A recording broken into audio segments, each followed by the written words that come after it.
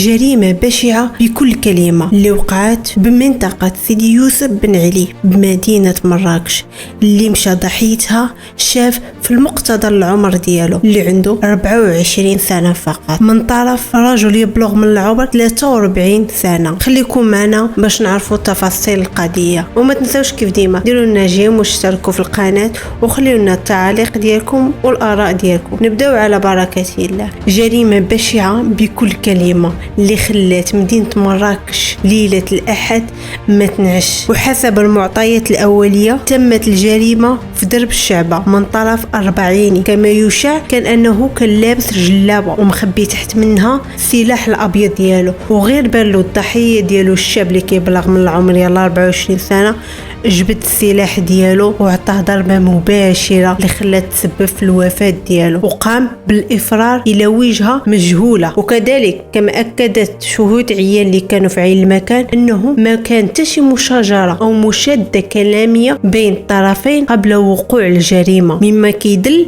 على أنه كانت نية واضحة من المجرم، يا إما النية ديال الانتقام أو تصفية الحسابات من طرف القاتل. ومن بعد ما وقعت الجريمة بطبيعة الحال الشرطة جاوا بسرعة لمعاينة المكان وبدأ تحقيقات في أبعاد الجريمة، وما مرش على الجريمة إلا ساعات قليلة حتى تمكنت العناصر شرطة مراكش مع التعاون مع الفرقة مكافحة العصابات لاباك من إيقاف المجرم الخطير الذي تسبب بقتل الشاب اللي باقي في المقتضى العمر ديالو. وحسب ما يشاع فإن المتهم أو المجرم كان ديجا مسجون في قضية سابقة بتهمة القتل العمد، كذلك الآن مبحوث عليه في قضايا أخرى مثل التجارة في المخدرات وأنشطة إجرامية أخرى. بعد ما تم القبض عليه تمت الإحالة المجرم المعروف بولد ميتر إلى مصالح الشرطة القضائية للتعميق ديالهم في البحث ومعرفة أسباب ودوافع الجريمة مع الوضع ديالو تحت الحراسة النظرية. اللي نقدروا نقولوا للوالدين ديال الشاب اللي توفى